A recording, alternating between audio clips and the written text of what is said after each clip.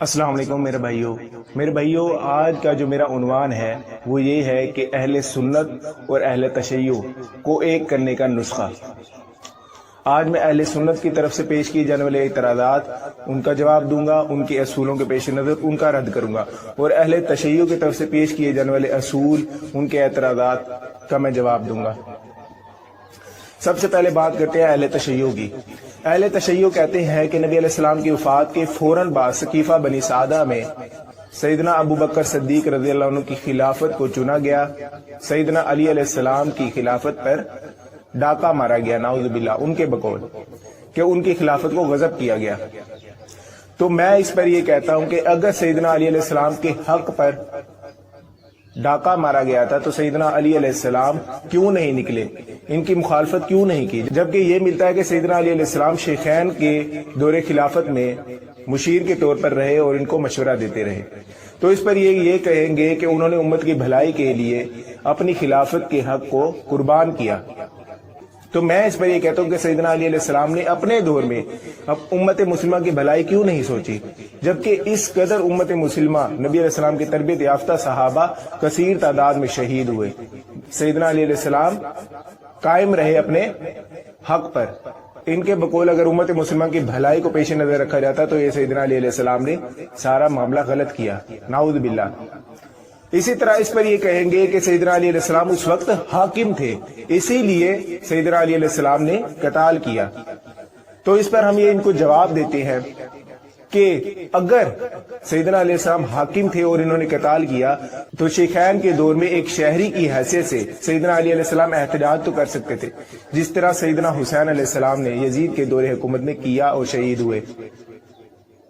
تو اس پر یہ کوئی جواب نہیں دیتے۔ اسی طرح اہل سنت مکتب پر میرا یہ اعتراض ہے کہ اہل سنت والجماعت والے لوگ یہ کہتے ہیں کہ صحابہ سے غلطی ہو سکتی ہے، کہ بعض صحابہ سے ثابت ہے احادیث میں کہ انہوں نے زنا کیا، شراب پی،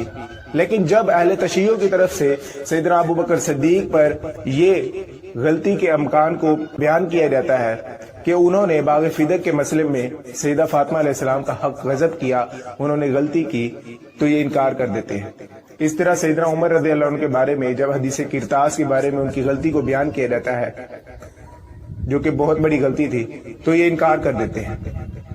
اور یہی اہل سنت کے لوگ اہل تشیع پر یہ الزام لگاتے ہیں کہ وہ اپنے اماموں کو معصوم مانتے ہیں، جبکہ یہ بھی صحابہ کرام کے بارے میں معصومیت کا دعویٰ کرتے ہیں، غلطی بیان کرنے پر غلطی نہیں مانتے۔ اسی طرح اہل تشیع پر یہ الزام لگانے سے پہلے کہ وہ اماموں کو معصوم عن الخطا مانتے ہیں، تو یہ اہل سنت کی طرف سے بھی پایا جاتا ہے کہ وہ صحابہ کرام کے بارے میں معصوم عن الخطا کا رویہ رکھتے ہیں۔ اسی طرح میرے بھائیوں، میں ایک سوال کرتا ہوں اہل سنت اور اہل تشیع دونوں سے کہ اگر کسی شخص سے کوئی غلطی سرزد ہو جاتی ہے بشری تقاضے کے تحت، کیا اس کی پوری زندگی تمام خدمات ختم ہو جاتی ہیں؟ تو یہ کہیں گے نہیں۔ تو اس پر میں یہ جواب دیتا ہوں کہ امت کے مسائل کا حل یہ ہے کہ جس شخص کی جتنی غلطی ہے اس شخص کی اتنی غلطی مانی جائے، حد سے تجاوز نہ کیا جائے، اس شخص کے فضائل اپنی جگہ، اس کی غلطی اپنی جگہ۔ ظاہر سی بات ہے کوئی شخص پیغمبر تو نہیں ہے، کیونکہ وحی کا سلسلہ منقطع ہو چکا ہے، تو لہذا کسی کی غلطی پر اس کی غلطی کو غلطی کہنا ہی کافی ہے، نہ کہ حد سے تجاوز کیا جائے، اس پر کسی قسم کے فتوے لگائے جائیں۔ لیکن شیخین پر میں اسی لیے یہ بات کہہ رہا ہوں کہ ان کے بارے میں حد سے تجاوز نہ کیے جائے، چونکہ اہل تشیع کی طرف سے بھی روایات ملتی ہیں، اہل سنت کی طرف سے بھی روایات ملتی ہیں، وہ ان کو اچھا جانتے ہیں، وہ ان کو جیسا بھی جانتے ہیں، کیونکہ یہ چیز اختلاف ہو گئی ہے، اس چیز میں اختلاف پایا جا رہا ہے۔ تو لہذا اہل تشیع کو میرا مشورہ یہ ہے کہ وہ اس چیز پر خاموشی اختیار کریں، باقی غلطیاں ضرور بیان کریں، لیکن ہم یہ ہرگز نہیں کہتے کہ سیدنا علی علیہ السلام کے مخالفین پر کوئی کمپرومائز کیا جائے، کیونکہ اس کے بارے میں اہل تشیع کی طرف سے بھی روایات ملتی ہیں، اہل سنت کی طرف سے بھی وہی روایات ملتی ہیں۔ اس پر دونوں مکتب کا اجماع کتب ہے، کتابوں کا اجماع ہے کہ سیدنا علی علیہ السلام کے مخالفین نے جو حکومت کی لالچ میں کیا وہ انہوں نے بالکل غلط کیا، سیدنا علی علیہ السلام کی مخالفت کی، بالکل غلط کیا۔ تو تو لہذا ان کی غلطیوں پر ہم کوئی کمپرومائز نہیں کرتے، ان کو بیان کیا جائے گا، ان پر کوئی خاموشی اختیار نہیں کی جائے گی۔ اس کے علاوہ شیخین پر اہل سنت اور اہل تشیع دونوں کی طرف سے اگر روایات کا مجموعہ دیکھا جائے تو کچھ اس طرح سے آتا ہے کہ سیدنا عمر رضی اللہ عنہ کے بارے میں نبی علیہ السلام کی حدیث ملتی ہے کہ میرے بعد اگر کوئی نبی ہوتا تو عمر ہوتا۔ اس طرح سیدنا علی علیہ السلام کے بارے میں بھی اہل سنت کی طرف سے روایت ملتی ہے کہ نبی علیہ السلام نے غزوہ تبوک کے موقع پر جب سیدنا علی علیہ السلام کو پیچھے چھوڑا تو سیدنا علی علیہ السلام کو تسلی دی کہ تمہاری میرے ساتھ وہی نسبت ہے جو ہارون کی موسیٰ کے ساتھ تھی، لیکن میرے بعد کوئی نبی نہیں۔ اس طرح سیدنا عمر رضی اللہ عنہ کے بارے میں نبی علیہ السلام نے فرمایا کہ بہترین مشورہ دینے والا عمر ہے۔ اس طرح سیدنا علی علیہ السلام کے بارے میں نبی علیہ السلام نے فرمایا کہ میری امت کا قاضی علی بن ابی طالب ہے رضی اللہ عنہ۔ اسی طرح سیدنا عمر کے بارے میں آتا ہے نہج البلاغہ میں کہ سیدنا عمر فرماتے ہیں کہ اگر علی نہ ہوتا، اگر اہل بیت کا گھرانہ نہ ہوتا تو ہم ہلاک ہو جاتے۔ اسی طرح اہل سنت کی طرف سے ایک روایت ملتی ہے کہ سیدنا عمر کی وفات پر سیدنا علی علیہ السلام نے یہ جملے بولے کہ میں جس شخص کے اعمال کے ساتھ اللہ کی بارگاہ میں پیش ہونے کی تمنا کرتا ہوں وہ عمر کے اعمال ہیں رضی اللہ عنہ۔ اسی طرح نہج البلاغہ میں ملتا ہے کہ سیدنا عمر نے جب کسی لشکر کے ساتھ کسی علاقے کی طرف جانے کا سوچا یا مشورہ کیا تو سیدنا علی نے صاف طور پر انکار کر دیا کہ آپ کی جان محفوظ نہیں رہے گی۔ یعنی ان کے بقول، اہل تشیع کے بقول کہ یہ لوگ اللہ کے دشمن تھے، تو کیا اللہ کے دشمن کو سیدنا علی علیہ السلام ان کی جان کے تحفظ کے لیے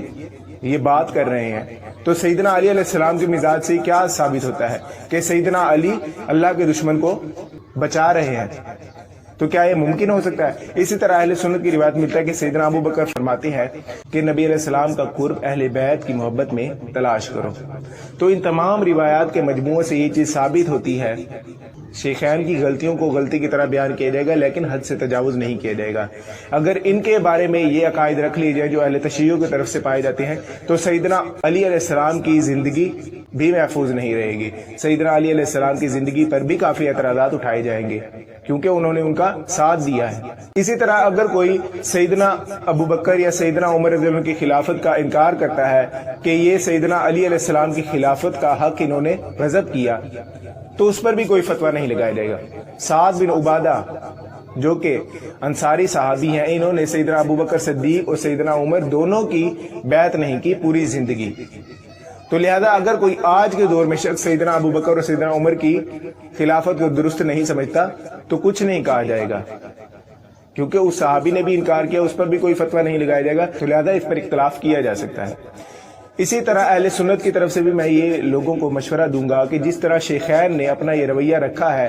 کہ سعد بن عبادہ کے بیعت کرنے پر ان پر کوئی فتویٰ نہیں لگایا، ان پر کسی قسم کا کوئی ظلم نہیں کیا، ان پر کوئی قسم کا کفر کے فتوے نہیں لگائے،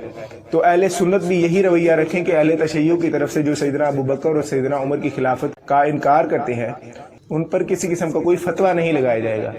شیخین کی سنت پر عمل کرتے ہوئے اہل سنت اس معاملے میں چپ رہیں گے۔ اسی طرح آخری نقطہ میرے بھائی یہ ہے کہ اہل سنت اور اہل تشیع کو ایک کرنے کا نسخہ یہ ہے کہ تمام لوگ جو صحابہ کرام ہیں ان کی غلطی اگر روایات میں آئی ہے تو غلطی کو غلطی کے طور پر مانا جائے گا، غلطی ہم نہیں مانتے تو اہل تشیع اس معاملے میں حد سے تجاوز کرتے ہیں، ہماری روایات میں ہی وہ غلطیاں موجود ہیں، اگر ہم ان غلطیوں کو مان لیں تو اہل تشیع بھی اپنی ان باتوں میں حد سے تجاوز نہ کریں۔ اسی طرح میرے بھائی اگر اہل سنت اور اہل تشیع کو ایک کرنا ہے تو اس کا ایک نسخہ یہ ہے کہ ہم اللہ کی ذات اور نبی علیہ السلام کی ذات کو ایک ہونے کا ذریعہ بنائیں، کہ جو شخص اللہ کی ذات کا اقرار کرتا ہے اور نبی علیہ السلام کی ذات کا اقرار کرتا ہے اس شخص کو ہم مسلم جانیں گے، باقی تمام لوگوں کا اگر کوئی شخص انکار کرتا ہے تو وہ کافر نہیں ہوگا، کیونکہ ہم اللہ کی ذات اور نبی علیہ السلام کی ذات کا کلمہ پڑھتے ہیں کہ ہم انہی کی محبت کو آگے لے کر چلیں گے۔ جزاک اللہ۔